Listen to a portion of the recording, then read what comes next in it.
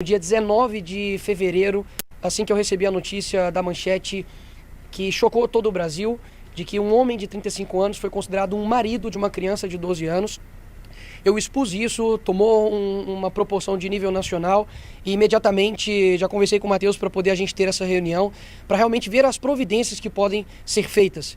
Ele me disse que já foi instaurado um processo administrativo. O fim desta punição pode ser o afastamento, aí deste cargo. A gente sabe que gera uma revolta absurda, principalmente nos pais, nas mães, em todos nós, porque o caso ele é extremamente atípico. É uma mãe que sabia do que estava acontecendo, um homem de 35 anos que tinha relações sexuais com uma criança de 12, ou seja, é pedofilia, a lei é muito clara com relação a isso. Ele usava drogas em frente a esta criança, inclusive tinha ali uma troca de dar cestas básicas, benesses àquela mãe, de uma forma, obviamente, de criar uma alienação ali naquela criança, naquela vítima, e a gente precisa, obviamente, tomar uma providência. E esse desembargador, que foi o relator deste caso, outro desembargador ali daquele colegiado deu o voto de acordo, e uma outra desembargadora foi contrário totalmente a este caso, mas com maioria de votos isso foi passado para frente, está indo agora para a instância superior, espero que isso seja revertido, mas a verdade é que na primeira instância, tanto a mãe quanto este criminoso foi condenado a 9 anos de cadeia. Então, o que aconteceu para esse desembargador dar essa decisão tão diferente, esdrúxula, juridicamente falando? E aqui eu não estou como um representante do legislativo para poder afrontar decisões judiciais, mas eu tenho plena convicção de que dentro do direito há diversas divergências e teses jurídicas, mas essa não se encaixa em nenhuma. Não existe numa decisão judicial o juiz alegar que é uma normalidade na comunidade. Ora, na minha comunidade onde eu nasci também tem crianças que são escravas do tráfico, por exemplo. Você não vai condenar esses criminosos porque há uma normalidade na comunidade. Então isso é assim um absurdo sem precedentes.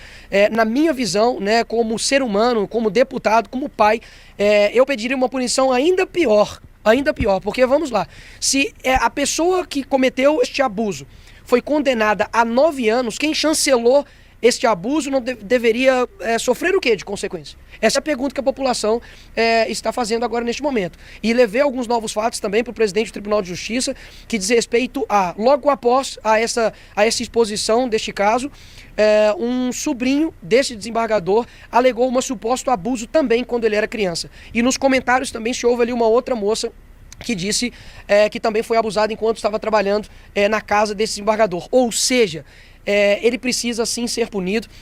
Matheus também me trouxe uma outra coisa que eu não sabia a respeito desse mesmo desembargador, de que ele estava, ele estava invalidado ao seu trabalho pela UFOP, mas estava recebendo este salário. Ou seja, aposentadoria por invalidez, mas estava recebendo durante quantos anos? 13 anos. 13 anos o salário da UFOP. E ainda assim estava trabalhando ali no colegiado da 9ª Câmara. Ou seja, para mim ele deve ser punido no rigor da lei, no sentido de ser afastado do cargo. Ele deve devolver o dinheiro que ele recebeu durante esses 13 anos.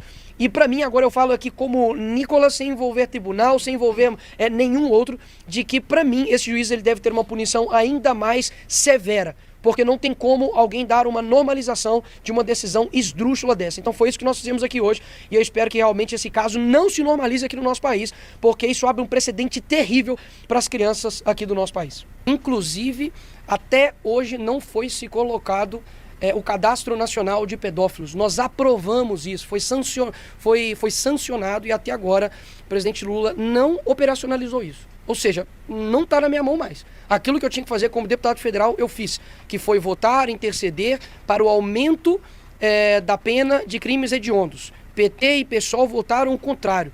Eu não quero colocar isso, está distante desse caso, tá? Eu não quero polarizar esse caso entre direita e esquerda, porque esse caso em específico é uma questão, sinceramente, para mim, humana. Quem tiver do lado do criminoso, um cara de 35 anos, que está abusando de uma criança de 12 anos e usando droga na frente dela e comprando a mãe dela com cesta básica, sinceramente, para mim, perdeu qualquer tipo de sanidade mental. Então eu não quero polarizar esse caso e não estou fazendo isso. Só estou te respondendo o quê? No caso específico de medidas que a Câmara Federal pode fazer, nós fizemos. Que foi aumento da pena para crimes hediondos. Para mim, um cara que comete um crime desse, ele não tem que sair da cadeia. Então a única coisa que eu peço e o foco aqui hoje é Punição para esse criminoso, que ele volte para a cadeia, inclusive a mãe, que foi complacente a isso, e também para que este juiz, falando aqui agora de forma institucional, que ele sofra as consequências administrativas, que ele seja afastado do cargo, mas como Nicolas Ferreira, para mim, ele tem que ser preso. Essa é a minha como Nicolas Ferreira, tá certo? Não envolvendo tribunal, não envolvendo nenhum outro, porque afinal de contas, se esses dois foram condenados a 9 anos por cometer um crime, quem chancela esse crime, não acontece nada. Então, assim, o que isso passa para a sociedade? Esse é o ponto que é principal aqui, que eu acho que deva ser levantado.